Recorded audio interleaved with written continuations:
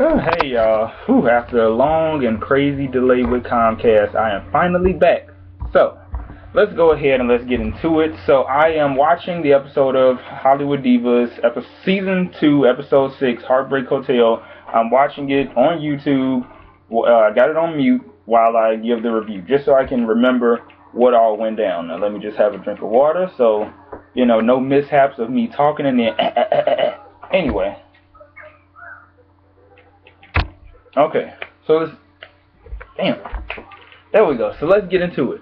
So, we start off the episode with Lisa Wu, and she has her two brothers and her sister, and they are pretty much talking about, their mom and how she's been suffering with cancer for a while, and just how they should throw like a brunch or something together, put something together for their mom.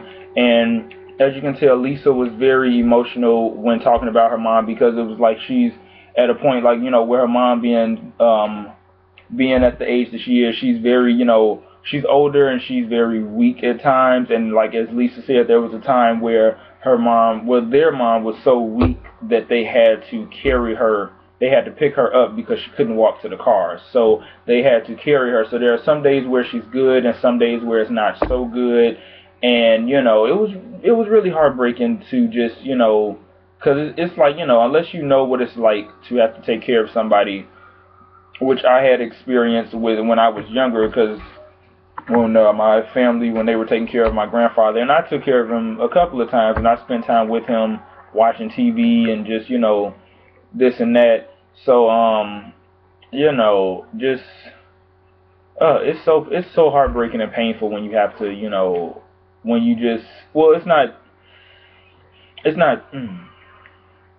I mean, it's heartbreaking and it's painful emotionally for the family, because it's like, you've seen this person be so strong for a very long time that when they're at a weakened state, it's just, damn, you just wish you can do better for them. You know what I'm saying? You just wish that you can do better for them, and you just wish that there was more that you could do, So it was a very interesting scene, and as usual, as siblings, they did get into a bit of a back and forth, because one of Lisa's other brother, not Carlos, but the other brother, I forgot what his name was.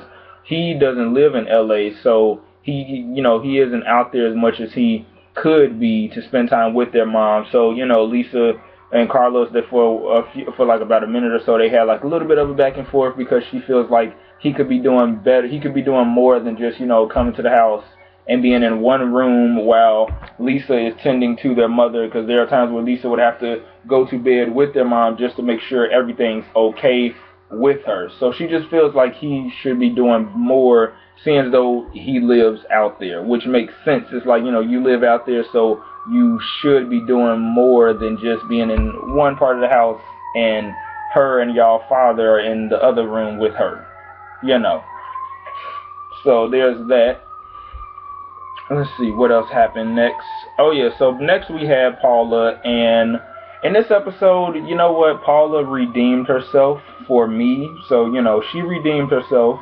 Paula took the advice of the pastor from the last episode, and she basically went and did some homework, if you will, and she went back to the hotel that her and Forrest and their son had stayed in season 1. Well, they've been staying in I can't talk. They had been staying in a hotel for like, I think 6 months, I believe she said. Anyway, yeah. So she had went back there because basically what the I was about to say doctor. What the pastor was telling her to do was to go back to where she was at the lowest point in her life, and just write down what it feels like being there. And so, she did, and it was a very emotional thing for her, because it was just like, damn, like just a year ago, I was, homeless, didn't have my career almost, was blackballed, just everything that she once had was pretty much gone, and it was just like, damn.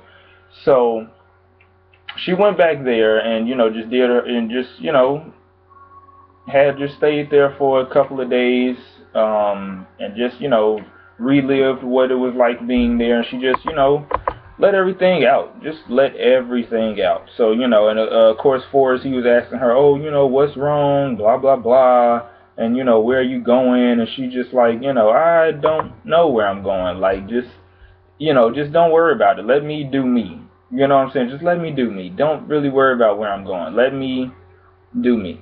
That's it. That's all. So, goddamn commercials. Come on, YouTube. Come on, there we go. 3, 2, 1. There we go. Skip ad. Thank you. So next we had Countess and now see, this is the thing. Like, even though, okay, so Lisa had made a joke during this part of the episode where she was like, if there's anybody who knows about food, it's Countess. And it was just like, damn, like, how many jokes are we gonna have about Countess and her weight? And the funny thing is that, you know, while people may joke about Countess and her weight, at the same time, though, she has more money than the rest of the cast. Let's just be honest. Like, listen, I love my divas, but let's not front. She got more money than the rest of this cast. So let's just, you know, can we just be honest about that? She got more money than the rest of this cast. So, you know, hell, if Countess want to throw away $29,000 on liposuction, lipo surgery, whatever, she can do that. So, you know, just it's just the jokes about her weight and about food. It's just like, you know, wow, really, another one? So I didn't really take it as like harsh as Lisa being like, oh, mean girl type of thing. It was more like a little joking thing, but it was just like, damn, like another joke again. Anyway, so yeah, she took her to this restaurant, and I think, was this the restaurant? I feel like this is the restaurant where they ended up having the brunch for Lisa's mom. I feel like this is the restaurant, so I feel like she took her here just to like see if the food, just to like taste, to help her out with a taste test to see if the food was okay, you know, or good enough, you know, for them to have a brunch there. And they were talking about a few things like, oh, you know, are you going to invite Paula, and just,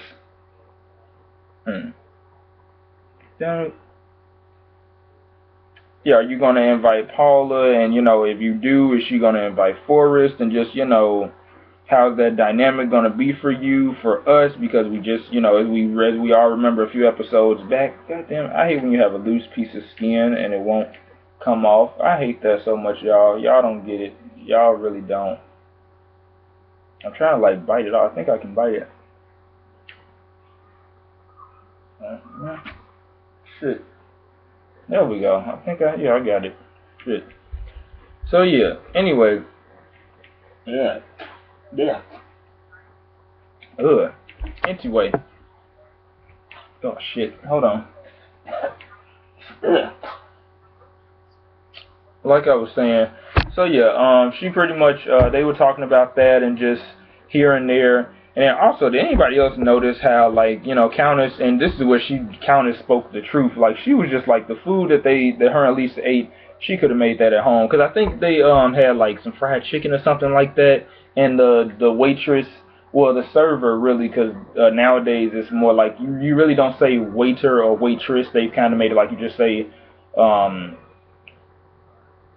server or some shit, whatever you say. Because it's like, it's no longer like those gender define terms. I don't know, y'all. Anyway, the waitress, she had bought out the food, and it's just like, girl, we could, like, Countess was just like, I could have made this at home, because it's like she gave she gave fried chicken some type of fancy name or whatever, and it's just like, for what? For what? So, you know, and to be honest with you, this episode was really laid back, sort of, in a sense. It was really chilled. It wasn't as much drama as we've had recently. It was really chilled. So not too much happened in this episode, but just want to give you guys this review because I know you guys have been waiting for it. So let's see what else happened. I'm just pretty much like skipping all over the place. Oh yeah. So wrong diva. Golden. So Golden is launching her pillow collection, her pillow line pretty soon in about 2 weeks. And so she she's launching the website in about 2 weeks, so people can, you know, see the pillows and purchase them and stuff like that. Because she also does designing, and as she was saying in her confessionals, that you can't really be, like, in this business, you can't really be a one-trick pony. So it's like, you know, have different plans, different, setups, different ways to make money and keep your name out there and keep your brand out there. So aside from being an actress, she's an entrepreneur and stuff like that. So we had saw a little bit of that in this episode. We had saw a little bit of that in this episode, and she was just like, her and the designer Billy, they kind of had butted heads for a minute because he pointed out this one fabric that she really wasn't rocking with, and she was just like, well, why can't we just combine the both of these fabrics? That way we're both happy, because she just didn't want it to be like, okay, well, this one, it feels very antique-ish, and she doesn't want to give off the sense of her selling antique pillows. These are like pillows you can lay on, relax on, put them on your couch, on your bed, whatever like that. Not something like, antique-ish. So they had butted heads because he was telling her what she couldn't do, and she was just like, who said that? Who made up that rule? You said that. I can do whatever I want. Da-da-da-da. And at first I was just like, ooh, damn, that kind of, oh shit, like, damn, girl, you being a little bit rough, ain't you?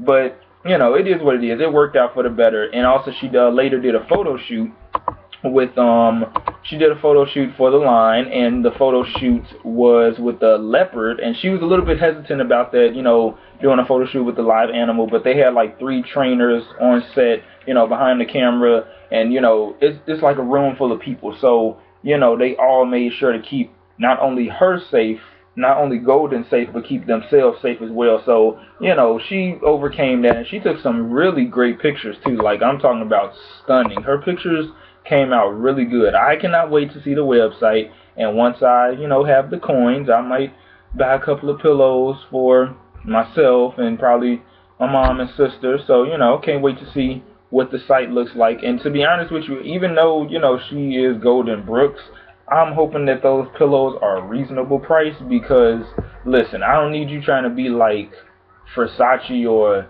who else, Louis Vuitton, and charging like $500 or $300, charging an outrageous price for one article, for one item. You know what I'm saying? Just, I don't, no. If you want to keep your business afloat, make some reasonable prices. That's all I'm saying. Make some reasonable prices. So, let's see, what else happened? Oh yeah, so I think it was the second day that after Paula had woke up, she was met by Lisa Wu, who her mom lives around the corner. She lives in the area where the hotel is at. So she was met by Lisa Wu, and they were talking and stuff like that about the whole brunch and just about what had went down, and just where they are with their friendship, and just Paula was pretty much opening up a little bit more about how she, whenever, the way that she acts towards man, there's a reason behind it because of what happened to her when she was younger, and how it's like, whenever a man stands up and approaches her, she gets very defensive, and she goes back to that state of that little girl, and just, it's very difficult for her to really work with men that much because of what happened to her. So just, a lot of holding on, and a lot of just anger, and a lot of defense, and a lot of always having the walls up to protect herself, and just she just doesn't want people to hate her, and just she just wants to do good. She wants to, now that she in a sense has her career back, she just wants to do the things that she's always wanted to do. God, I cannot talk. Also, pause, let's do a little side note. So this is the second episode that Elise hasn't been around, and I too am beginning to think that this was sort of strategic for her to not be around as much during, season 2, because, whenever drama happened, like, I want to say, after they came back from the cruise, the episode after they came back from the cruise, her and Golden had met up at Golden's house, and then that was all we saw of Elise in that episode. And then, after that we didn't see her. Then last week we didn't see her, and then this week we don't see her. So it's like she's very strategic. I want to say it's looking a little bit like she is strategic with her, where she's coming from. So, there's that. But also in the next episode from that preview that they showed, I'm probably gonna be very pissed off because, Elise is talking about, the White Sisters Project is dead, and it's just like, So basically, you killing the project because of the drama, but y'all can't just get y'all shit together and just come up with a better game plan for contracts and paperwork and money and all that stuff. Y'all just can't come up with a better plan, so y'all just gonna give this project the axe. Like, I feel like that's just a lot of waste, because I'm pretty sure they put money into this, and then one of the investors who we had saw last season in that one episode, I'm sure he put a lot of money into this. So it's like y'all basically giving up. Well, it's like, for what? Like, you know, just because, again, it's like, at least just be honest, just be real, if you was doing a side deal or not with the White Sisters. Let's just be honest. And also, you know, Paul and Forrest, y'all be honest too. All three of y'all just be honest with it, and just come out and say what it is that y'all were trying to do with this project. You know what I'm saying? Just come out and say what it is that y'all was trying to do with this project. Anyway, moving forward. So after Paula came back home, she was talking to Forrest about going to the brunch event. And she was just like, you know, why can't, well, not why can't, but she was just saying that he should maybe do an apology. And he, of course, got defensive because he was like, oh, I shouldn't have to apologize to bitch-ass, coward-ass Rashawn because he called you a bitch and blah, blah, blah, and all this other stuff. And it's just like, you know, okay, Paula seems to have gotten over that. Let's just be honest. Paula seems to have gotten over that. So with you, Forrest, it's like, I get it, that is your wife, but it's like Paula really is just, you know, in this episode you can see that Paula was just like, just apologize. Like, you can tell in her face, it was just like, really, you really about to do this? Like, after I just came back from detoxing and de-stressing from everything that's been going on, here you come with your, oh, you know, I shouldn't have to do that, da, da, da. You know, it's like, I get that Forrest is trying to be a man in a sense, but in the same breath, I mean, a real man would listen to his wife.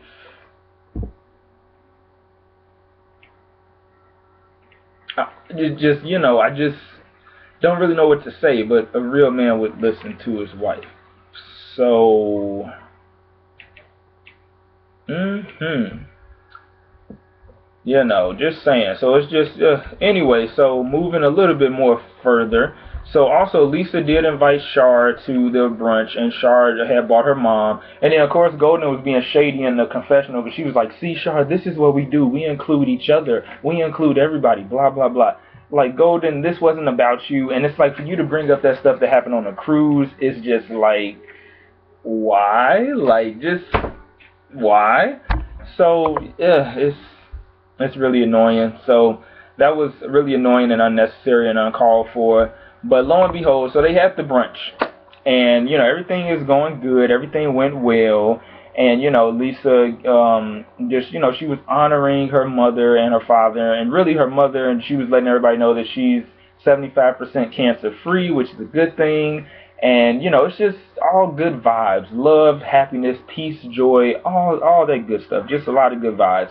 Then here comes Forrest waltzing in. Of course, he's not dressed for the party. Paula, she had on, like, this, shawl or whatever it was like a mustard color shawl, but underneath it she had like a white shirt, tank top, whatever it was, or whatever she had on, like all white, but she had on like this mustard color shawl over it, so it kind of threw it off a little bit, because everybody else for the most part at the party was dressed in all white. So with her it was just like, okay.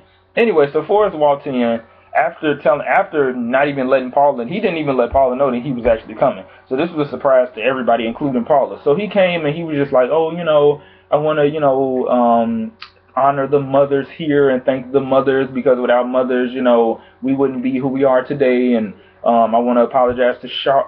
He did. For some reason, he apologized to Shar. Okay, he apologized to Shar, Lisa, Countess, and Golden. And, you know, Paula's just sitting there just like, you know, she's just sitting there just like, what?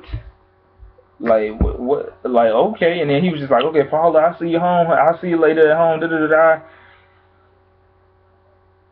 da. Okay. It's just, you know, alright. You know, it's just like, was that really an apology? I don't know. Forrest, he's a special type of character. So, yeah. But, all in all, of course, you know, Golden and Countess, they wasn't really here for that. And, of course, Shar was being, like, the peacekeeper in a sense. And she was just like, well, maybe that was his way of trying to apologize. Like, yeah, could have did it better, but maybe that was just his way of trying to apologize. So, anyway, you know, Shit, I'm trying to see what else did I. Let's see. I think that was it. That was pretty much it. Yeah, and then Paula and Lisa had talked or whatever about it because that was very awkward. So the two of them had talked about it, and Paula was just like, after Forrest left, I was trying to signal Countess, but she was ignoring me or whatever. So I don't know if they understood where he was coming from and da da da da da.